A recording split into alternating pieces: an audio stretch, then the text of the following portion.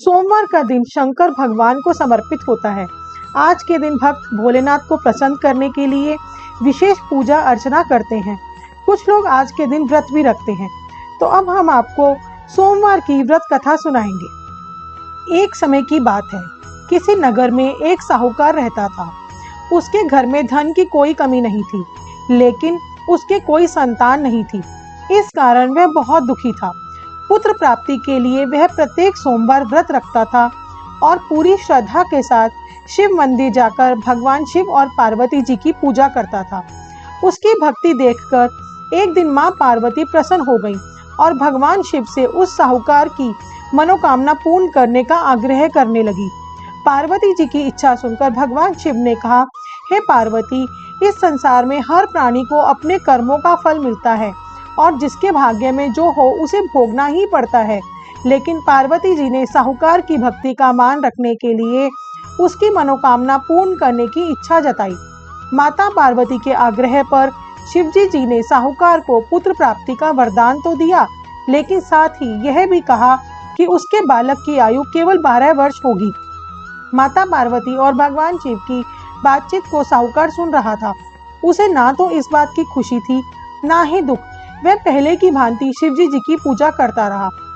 कुछ समय के बाद साहूकार के घर एक पुत्र का जन्म हुआ।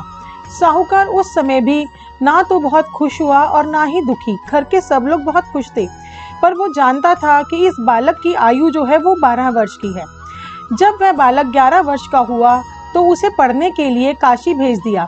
साहूकार ने पुत्र के मामा को बुलाकर उसे बहुत सारा धन दिया और कहा कि तुम इस बालक को काशी विद्या प्राप्ति के लिए ले जाओ और मार्ग में यज्ञ कराना। जहाँ भी यज्ञ कराओ वहाँ ब्राह्मणों को भोजन कराते और दक्षिणा देते हुए जाना। दोनों मामा भांजे इसी तरह यज्ञ कराते और ब्राह्मणों को दान दक्षिणा देते काशी की ओर चल पड़े। रात में एक नगर पड़ा जहाँ नगर के राजा की कन्या का विवाह था, लेकिन जिस राजकुमार से उसका विवाह होने वाला था वह एक आंख से काना था।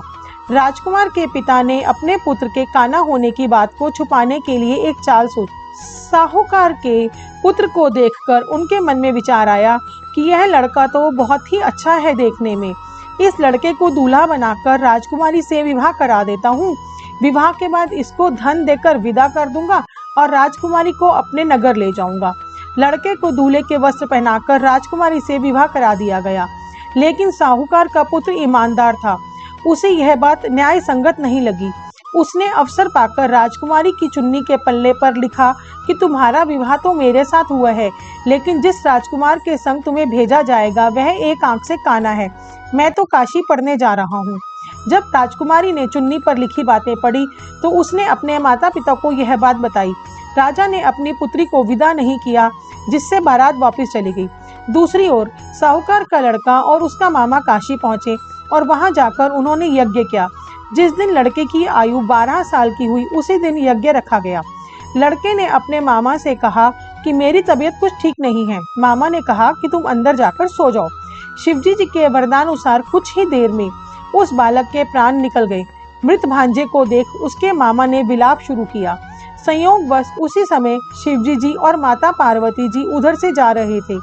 पार्वती ने भगवान से कहा, स्वामी, मुझे इसके रोने के स्वर सहन नहीं हो रहे हैं। आप इस व्यक्ति के कष्ट को अवश्य दूर करें।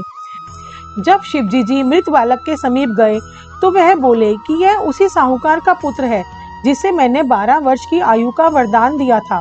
अब इसकी आयु पूरी हो चुकी है।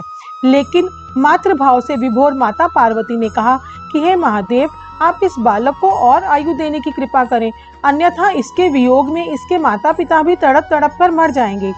माता पार्वती के आग्रह पर भगवान शिव ने उस लड़के को जीवित होने का वरदान दिया। शिवजी जी की कृपा से वह लड़का जीवित हो गया। शिक्षा समाप्त करके लड़का मामा के साथ अपने नगर की ओर चल दिया। दोनों चलते हुए उसी नगर में पहुंचे जहां उसका विवाह हुआ था। उस नगर में भी उन्होंने यज्ञ का आयोजन किया। उस लड़के के ससुर ने उसे पहचान लिया और महल में ले जाकर उसकी खातिरदारी की और अपनी पुत्री को विदा किया। इधर साहूकार और उसकी पत्नी भूखे प्यासे रहकर बेटे की प्रतीक्षा कर रहे थे। उन्होंने प्रण कर लिया था कि यदि उन्हें अपने बेटे की मृत्यु का समाचार मिला तो वह भी प्राण त्याग देंगे, परंतु अपने बेटे के जीवित होने का समाचार पाकर वह बेहद प्रसन्न हुए। उसी रात भगवान शिव ने व्यापारी के स्वप्न में आकर कहा, हे श्रेष्ठी, मैंने तेरे सोमवार के व्रत करने और व्रत कथा सुनने से प्रसन्न होकर तेरे पुत्र को लंबी आयु प्रदान की है। इसी प्रकार जो कोई सोमवार व्रत करता है या कथा सुनता और पढ़ता है, उसके सभी दुख दूर होते हैं और समस्त मनोकामनाएं पूर्ण होती हैं। ओम जय शिव ओंकारा, बोले जय शिव ओंकारा। ब्रह्मा विष्णु सदाशिव, ब्रह्मा विष्णु सदाशिव, अर्धांगिनी धारा। ओम जय शिव ओंकारा। एकानन चतुरानन पंचानन राजे, बोले पंचानन राजे। हंसानन गरुणासन, हंसानन गरुणासन, वृषवाहन साजे। ओम जय शिव ओंकारा। दो भुज चार चतुर्भुज, 10 भुज अति सोहे, भोले 10 भुज अति सोहे। तीनों रूप निरखता, तीनों रूप निरखता, त्रिभुवन जन मोहे। ओम जय शिव ओंकारा। अक्षमाला बनमाला, रुंडमाला धारी, भोले रुंडमाला धारी।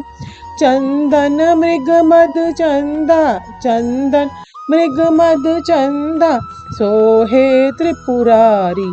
ओम जय शिव ओंकारा।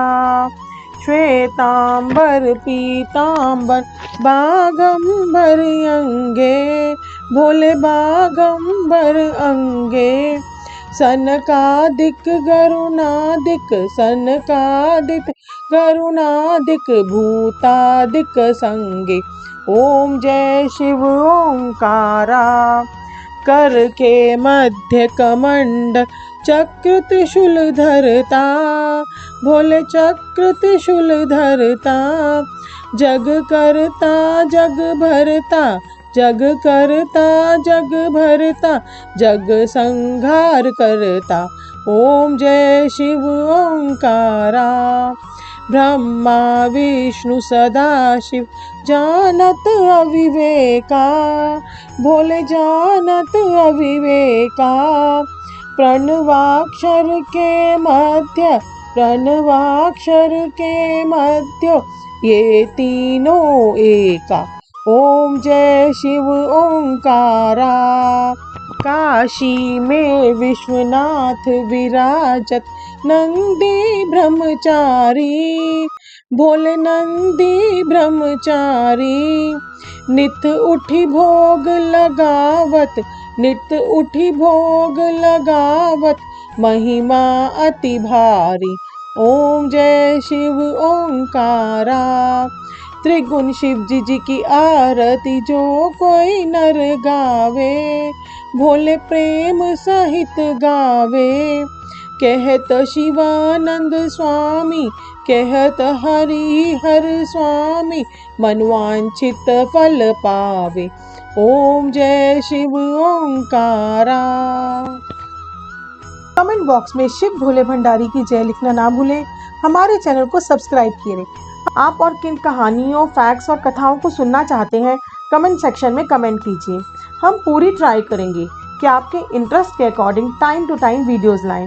और आप सबसे रिक्वेस्ट है कि इन ऐसी प्यारी प्यारी कहानियों और फैक्ट्स को सुनने के लिए हमारे चैनल को सब्सक्राइब करें। और हाँ, बेल आइकन प्रेस करना ना भूलें। Bye friends.